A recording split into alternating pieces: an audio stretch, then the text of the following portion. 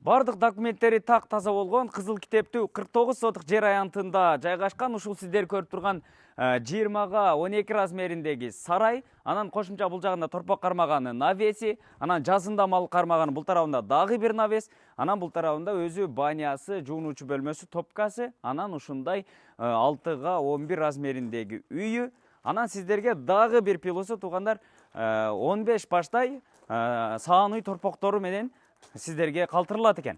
Бул жер кайсыл жерде дегендер үчүн Сокулук району Арал айылы болуп калат.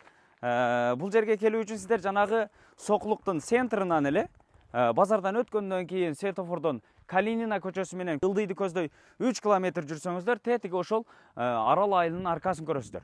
Ошол аркадан түп-түз өтүп туруп эле бул жагында остановканын жаны менен эле ушул биз турган көчө менен келсеңиздер Картаңбаева 82 дареги болуп калат туугандар. Көрдүңүздөр, бул жерде балдар ойноо аянтчасы дагы бар. Азыр бир катар сиздерге четинен көрсөтүп беребиз. Баасы $140,000 кеми бар туугандар. Ушул жердеги уй, сарай, үй бардыгы сиздерге калтырылат.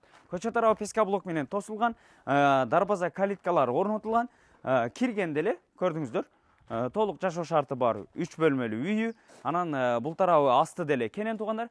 Ушул сарайга уйларды жүктөп чыкканы, чөп жүктөп келсеңиздер, жем жүктөп келсеңиздер, кенен эле чоң машина менен кирсеңиздер болот. Анан бул тарабында ушундай эски үйү дагы бар. Көрдүңүздөр, азыр эми четинен көрсөтүп баштайлы. Бул жагында торпок кармаган навеси, азыркы учурда торпоктору турат.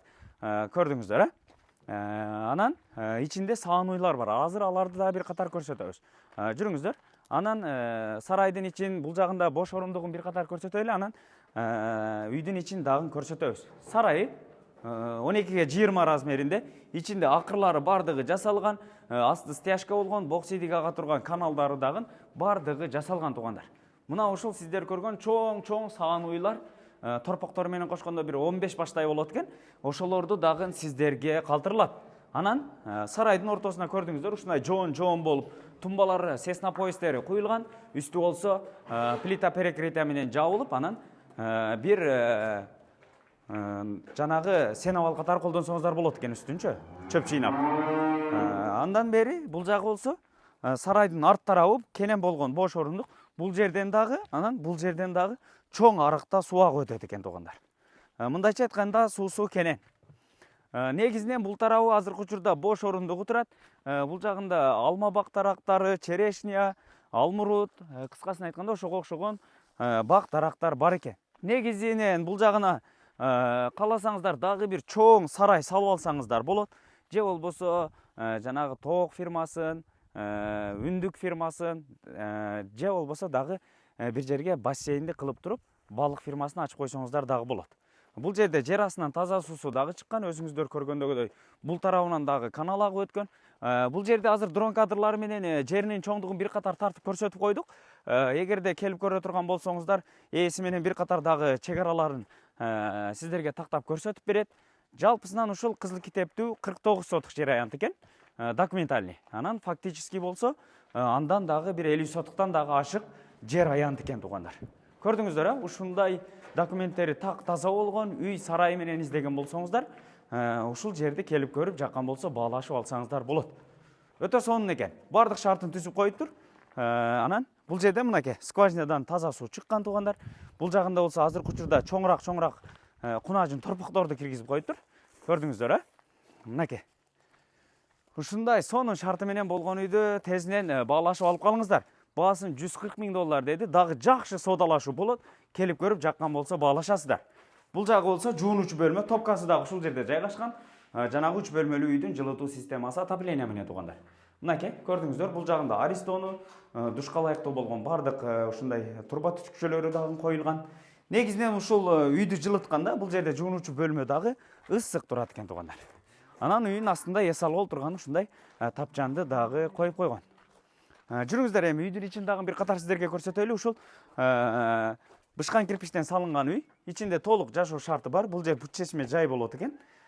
Бул тарапка киргенде эле коридор, полдору бардыгы жыгачтан. Ушул коридорго дагы жылытуу батарейкалары орнотулган.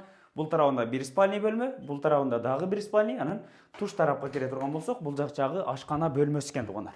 Полдору бардыгы жыгачтан, ашкана эмеректери орнотулган, газ раковинасы бар, бул тарабынан терезеси, жылытуу батарейкасы орнотулган, чай ичип отурганы стол, стулдары ушундай угловой жайгашыптыр туугандар.